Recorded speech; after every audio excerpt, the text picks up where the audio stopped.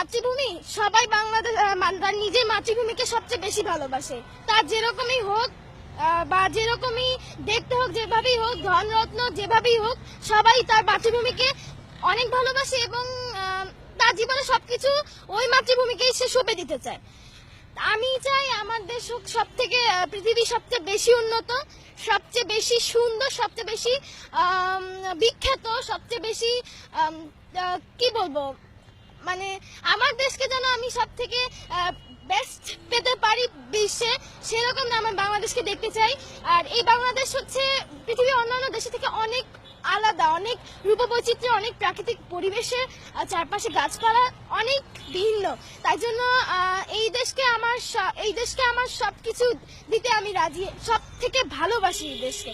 অন্য দেশে থাকলেও ওই দেশের থেকে এই দেশকে আর সব থেকে বেশি যে মনে পড়ে, এটা সবারই হয় যে অন্য কোনো দেশে যদি আমরা যাই তাহলে এই দেশের কথা সব থেকে বেশি মনে পড়ে। বাংলাদেশকে সোনার দেশ করতে হলে এই দেশকে এট ফার্স্ট শিক্ষিত করতে হবে। এই দেশের প্রত্যেকটা মানুষ যাতে শিক্ষিত হয়, প্রত্যেকটা মানুষ যাতে শিক্ষা থেকে বঞ্চিত না হয় এবং দেশ যাতে শিক্ষিত জাতি হিসেবে পরিচিত হয়, এই গুণটা যেন থাকে, তাহলেই আমরা এই দেশকে সোনার বাংলা হিসেবে পেতে পারি এবং সবচেয়ে উন্নত দেশ হিসেবেও গড়ে তুলতে পারি। আমি যদি এই দেশের মন্ত্রী হতাম, এট ফার্স্ট আমার দূর করতে হতো নিরাপত্তার যে অনিশ্চয়তা এবং প্রত্যেকের যে শিক্ষার যে অভাবটা, তারা প্রত্যেকের জন্য একটা সরকারি ফ্রি স্কুল এবং চিকিৎসা কেন্দ্র, যারা চিকিৎসা পাচ্ছে না, যারা পুষ্টিহীনতায় ভুগছে, তাদের জন্য অন্তত কিছু প্রতি মাসে একটু হলেও খাবার যোগান এবং প্রত্যেকে যাতে তাদের নিজস্ব মানসিক বিকাশ তারা সাংস্কৃতিক মাধ্যমে প্রকাশ করতে পারে। আমরা আমাদের দেশে ফরমালিন যুক্ত ফল মাঝে মধ্যেই খেয়ে থাকি এবং পরে আমরা বুঝে থাকি যে এটা অবশ্যই ফরমালিন, আবার অনেকে এর মানে অ্যান্টিবায়োটিক মানে অ্যান্টি কিছু নিয়ে থাকে যাতে জিনিসটা মানে বোঝা যায় এটার ভিতরে ফরমালিন আছে। আমরা অন্যান্য দেশে দেখি কি যে আইসক্রিম যেমন বেচে, তারা গ্লাভস পরে এবং তার ভালো উপযুক্ত যেগুলো কি ভালো মানে যেগুলো খেলে কোনো ক্ষতি হবে না শরীরে, সেগুলো ব্যবহার করে তারা আইসক্রিমগুলো তৈরি করে।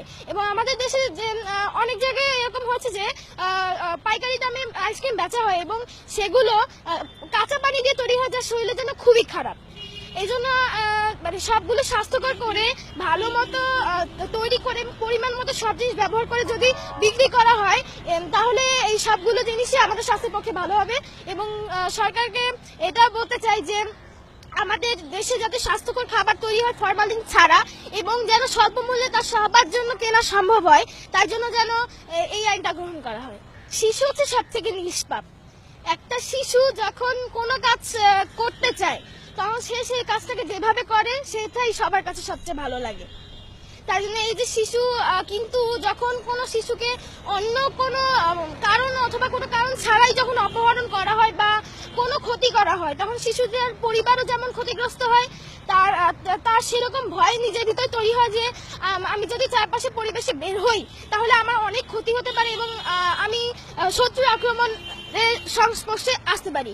সুতরাং এই জন্য যদি বিশেষ করে শিশুদের জন্য কোনো আইন ব্যবস্থা না হয়, যে তাদের এই দেশে যত দুষ্কৃতীরা আছে যারা শিশুদের অপহরণের কাজে হয়, তাদের প্রতি যদি কোনো স্টেপ নেওয়া হয় তাহলে শিশুরা খুবই সেফ ফিল করবে।